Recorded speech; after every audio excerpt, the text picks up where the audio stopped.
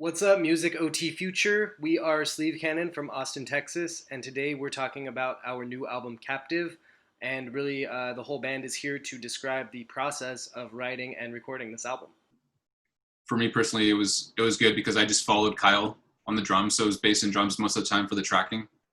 So yeah, I thought that made it easy on my part. Personally, it was a unique experience since I'm pretty new to the drumming aspect.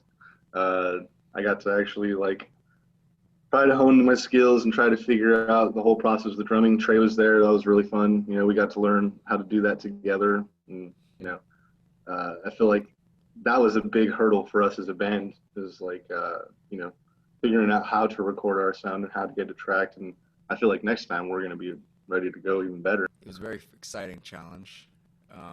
Challenging not because of us, really, just because we were trying to cram everything into 2 days, trying to make sure the two tracks that weren't recorded by me sounded the same as everything else.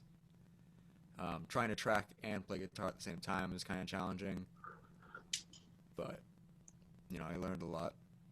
But you killed it. It's interesting to try to combine that live feel that we like, seeing as we're a live band, try to capture that in the studio. You did well, Tre. You did well. Thank you. You did, yeah. I can't even tell you what it was like recording Cave just in this studio at 3 a.m. recording like billions of vocal overdubs.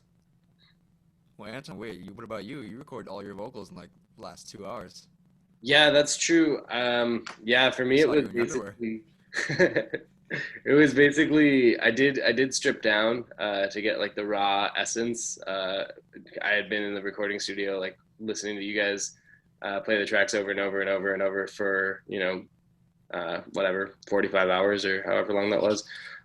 So by the end I was kind of insane, but I did want to just get everything in that take, so that we didn't have to pay to go back to the studio, and so that it would sound the same quality as the studio equipment we were using. I was hearing his tone from his body. But not only did you get all that stuff in the last 2 hours, we also used all your scratch tracks. A lot of your scratch tracks just from singing live to the band in the control room. We used those. I was really impressed that Tre, you were able to take a lot of what I thought were scratch tracks and make those into something that was tangible on an actual album. But for the ones that I did feel like I nailed, it was kind of an out-of-body experience almost to be in my underwear at 1 a.m. just belting out Cave. Personally, I tend to be kind of a perfectionist when I come to mixing and recording. So I know if it weren't for quarantine, I probably would have spent a little less time on it. But it did make me get in my own head at some points, kind of question is this good enough? And then the next day, this is garbage, I gotta do this again. But that balanced out with the deadlines, I think it would have been about the same. I'm glad for the extra months I did get to work on it, to try to piece together. We did have those 2 days. I would have liked to, overdub some of the stuff, but I think considering all the conditions we did, quarantine included, it's the best it could have been. In the beginning, the writing process is slightly different for the album specifically, because we were completely, set in stone in terms of our skeleton structures for most of the songs. Then Tre came in and added a lot of his, style and variations to it. So I think a lot of the writing process happened on tour. The overall writing process, I feel like we attack it as a group. Someone has an idea somewhere, usually not me, but one of y'all melodic geniuses over there has an idea, and kind of run with that, get it going. I'm really digging our new writing style with Anton coming up with vocal melodies. That's a really nice, solid way to start. And kind of reverse writing is what I like to call that. Get the main part written and then kind of just build a structure and skeleton around that. When we wrote those original songs, they were all different. Sometimes I'll come up with a bass line, or sometimes the guitar player came up with something, or Anton had an idea for a verse or a chorus. But most of them were worked on together as a band. And yeah, our new songs are based on Anton's vocal melodies, which is pretty cool. So I just like to continue experimenting with songwriting, different ways of putting a song together. I think Wrecked was the first time that we wrote to my vocal melody, and every other song was me writing lyrics to instrumentals that y'all had come up with Tre Pham. But now that we have like this chemistry and we've been doing this a couple years, and Tre, like your chemistry just like works really well with what we already had going on too. I think that it's cool to be able to write from scratch and know that I can come up with something in my head, and like the end result is going to be like not exactly what I have in my head, but like something that's like even cooler. Yeah, I've never recorded. I think starting from vocals is the only way I haven't written a song before. Like I've started from drums, started from guitars and bass, keys, but never just like vocals first. Tre, do you want to speak to working with Dalen? Because she's the only other person I can think of that collabed on this at all besides Tre Pham, who we talked about a little bit already. That is true. She featured on Wrecked and what was it, Cave. So for Cave, you know, as a man, it's hard to hit certain notes. So I really wanted to top off that full choir. It's hard to do a choir just by yourself. You can only go so high, so I needed her for those. But I was like, I need helium or something to get up this high. Anton goes pretty high. It's like to go higher than him is challenging in itself. I remember like I'd have to like patch over for like just one single note just to like really strain and get into it. And Dalen helped a lot, not just with recording, but coaching me a little bit so I could do it healthy.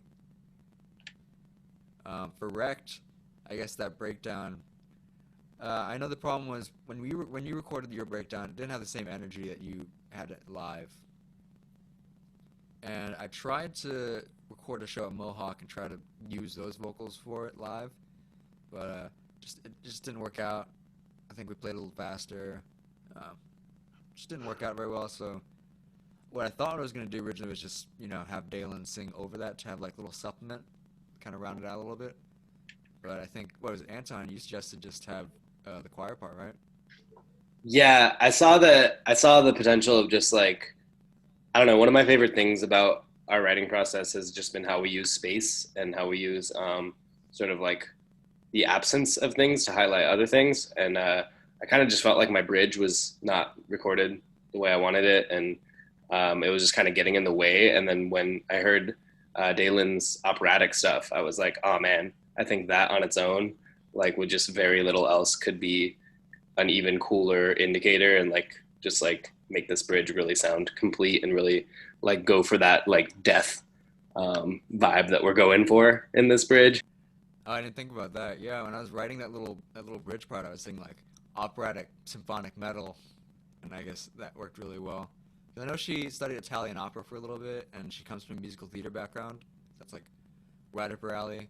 She was really nervous about it too. She hasn't really sung on something like that before. She's done background vocals for like Dale Watson stuff, but never for like a full rock band, you know? Yeah, well, she did amazing, and it sounds really cool. And I like her background vocals in Cave as well, but yeah, that moment in Wrecked, she really shines. So it's a great job. Yeah, go full choral. If I had like another like month, I would just construct a full choir for that part. If you had another month, we would just do the whole thing a cappella. Oh, Slowly swap out everything.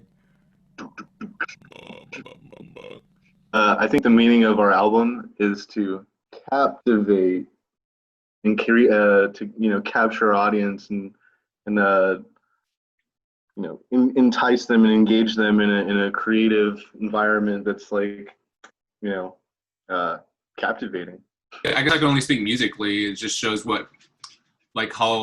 how wide our range is musically. We're just doing whatever we want, and putting those songs together in that list kind of shows people or takes people on a journey, on some type of musical journey of what we're about. I had like kind of a theme in all those songs of social media and basically people being like held captive to just like the cycle of social media where you're both the audience and the creator. So I kind of just like envisioned a captive audience of just like endless stream of consciousness, social media.